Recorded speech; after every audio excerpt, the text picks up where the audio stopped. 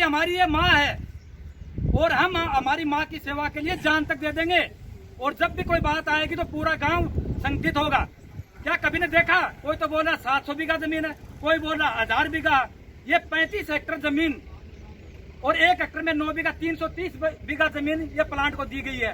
765 केवी का ये प्लांट है और इंडिया कॉर्पोरेशन इंडिया लिमिटेड के नाम से ये प्लांट बन रहा है। न तो हमारे गांव के लिए कोई बजट के सालाना किसी ने लिखवाया, न हमारे गांव के लिए किसी वर्कर को 10% के बारे में किसी ने लिखा कि भाई हमारे आदमी रखने चाहिए। ये जो जमीन है ये कौड़ियों के भाव से गई है, इसलिए हम हमारी जमीन नहीं जाने देंगे और इस आंदोलन को और तेज किया जाएगा। और मैं दूसरा ये कहना चाह रहा हूँ, आज जैसे आप 50 आदमी इकट्ठे होते हो, हर 10वें दिन का आप लोगों का काम हो गया कि 50 आदमी इकट्ठे होंगे, फिर 100 आदमी इकट्ठे होंगे। क्या पूरे गाँव इकट्ठा नहीं हो सकता हमारा गाँव? क्योंकि हम कोई बुरा नहीं कर रहे हैं, हमारी जो माँ है इसको बचाने में हम लगे हुए हैं। तो आप सब लोग जुड़ करके, जब बाहर गांव के आदमी साथ में हैं और वो इस चीज के लिए जुनून में है, तो क्या आप लोगों का जुनून मर चुका है? क्या जुनून होना चाहिए आप लोगों में और हमेशा साथ होकर इस लड़ाई को लड़ेंगे। और मैं इतना ही कहना चाहूंगा और आप लोगों को धन्यवाद देना चाहूंगा, लेकिन एकजुट होकर के, एकमत होकर के इस मिशन को आगे बढ़ाइए। जनता तो बैठी है, जनप्रतिनिधि नहीं आ रहे। एमएलए है कोई, एमपी अपने बीच में है, कोई प्रधान आ रहा है, तो उनकी जिम्मेदारी नहीं है कि इतनी बड़ी जगह जा रही है तो कौन से कानून के तहत जा रही है, उसका गांव को उसको क्या रिलीफ मिलना चाहिए, क्या गांव को सहायता मिलनी चाहिए, उनकी जिम्मेदारी नहीं बनती है। नहीं आ रहे, शामिल है। अब शामिल है तो मैं ये कहूंगा कि सांसद का पुतला जलाएंगे यहाँ, तो केदार जी उठ के चले जाएंगे, वो ब्लॉक अध्यक्ष हैं बीजेपी के।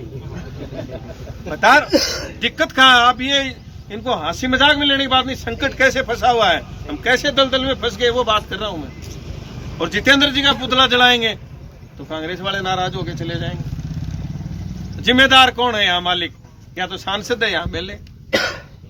उनके खिलाफ अपने एक शब्द ही नहीं बोल सकते। समस्या खत्म नहीं होगी, बढ़ेगी। एक कमेटी को जो सिस्टम बन की और एक तरीका हो, अगर लड़ोगा तो लड़ाई पार जाएगी। क्योंकि लड़ाई में आज नियम है, नियम अपना सौ बढ़िया फायदेमंद। अब्दुल कलाम को नियम बनाया है कि गोचर जमीन में कोई कौन छेड़ सके। तो या गोचर जमीन छेड़ी गई है तो एक या तो नाका का जमीन खरीदेगा, और या जमीन की बात को ना, आज एक सरपंच बताऊं कि एक सरपंच एनओसी दे दी, आज पूरे गाँव को मालिक थोड़ी होगा सरपंच। भाई सरपंच ने आपा वोट दिया, वो आपको 5 साल कार्यकाल कर लियो।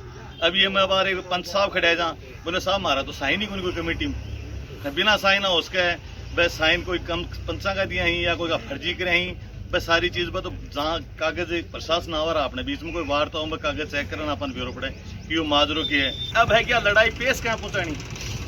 भाई लड़ाई छेड़नो, लड़ाई चालनो आसान है। अभी ये केदार जी का बार मास्टर जी कुछ कहा था आपके बीच में ठेका मजदूर लागना चाहिए, जहाँ की मुद्दा का कई मुद्दा हो जहाँ भटक जाए, वो फोकस एक जगह कराना चाहिए। एक बात पर क्या अपन बंद कराना है या मैं अपन अपना मजदूर गाड़ना है, मतलब कई तरह की बात ही कि या गांव में कोई फायदा पहुंचाना है।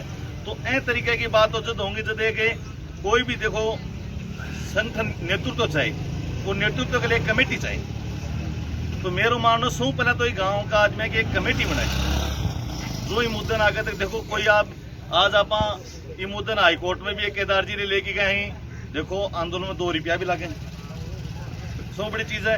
ठीक है, एक आदमी है वो तो 5 बजे पुर जाएगा, उसके लिए 10 बजे जाना पड़ेगा, कोई खर्चो बजट सारी चीज। तो कमेटी देखो गांव कमेटी बना, कमेटी गांव आपको निर्णय करेगी या भैया आपने कोई जो सहयोग चाहे वो गांव को आज आदमी को सहयोग चाहे तो आज कमेटी निर्धारित करे।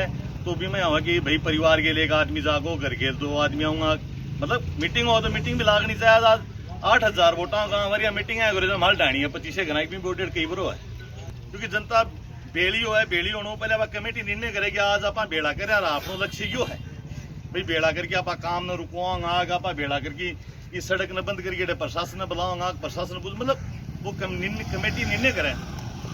तो मेरा तो मानना कि सौ पहले तो जाएगी कोई कमेटी बननी चाहिए और वह कमेटी सिस्टम उतार है। यो गलत काम हो रहा है, पहली बात इन रोकना आता है कि सारी बिजली यहाँ इकट्ठी करेंगे, यहाँ से फिर दूसरे राज्यों में, दूसरे क्षेत्रों में आगे, और उसमें भी जाए, बांग्लादेश तक भी इसमें प्रावधान है। बांग्लादेश में भी ये यहाँ से जाएगी।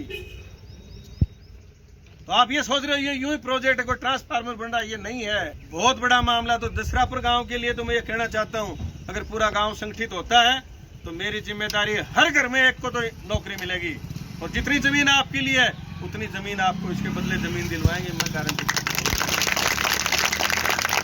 अरे कंपनी ये कोई सेवा करने के लिए नहीं जा रही, देश में जो पाठ पढ़ाया जा रहा है ना विकास के लिए जा रही है, कोई विकास नहीं है। कंपनी पैसे बिजली लगाएगी, आप ही को बेचेगी, 13 रुपये यूनिट, 11 रुपये यूनिट, 10 रुपये यूनिट वसूली होगी। तो आप हमारे खेतों से बिजली ले जा रहे हो और हमारे को बेचोगे, तो कानून ये कहता कि जितने साल आप किसान का खेत काम में लेोगे उतने साल खेत किसान को आपको किराया देना पड़ेगा। तो 35 साल के लिए इसका एग्रीमेंट हुआ है। किसका? ये जितनी भी लाइन इधर उधर जा रही है इनका। 99 साल के लिए तो प्लांट का हुआ है, और 35 साल के लिए जितनी भी बिजली की लाइन जा रही है इनका सरकार के साथ एमओयू हुआ है।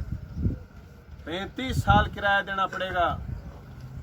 ऊपर से तार जा रहे हैं, उसका भी जिसके खेत से तार गए उसकी जमीन जीरो, ना वो कन्वर्ट हो सकती, ना उसके नीचे आप पेड़ लगा सकते, ना उसके नीचे आप मकान बना सकते। तो ये जो जमीन है ये गोचर और बीड़ के नाम से जमीन थी। अगर आप उसके काम में नहीं ले रहे हो तो भारत का कानून ये कहता है कि अगर गोचर की जमीन गोचर के काम में नहीं ली जा रही हो और जिसने दान करी हो तो उसकी संतानों के नाम वापस उसकी रजिस्ट्री होनी चाहिए, कंपनी उस पर नहीं हो सकती। आप सब लोग साथ सहयोग करोगे, इसी आशा और विश्वास के साथ मैं मेरी बात खत्म करता हूं। आपने मेरी बात ध्यानपूर्वक सुनी, आपका बहुत बहुत धन्यवाद।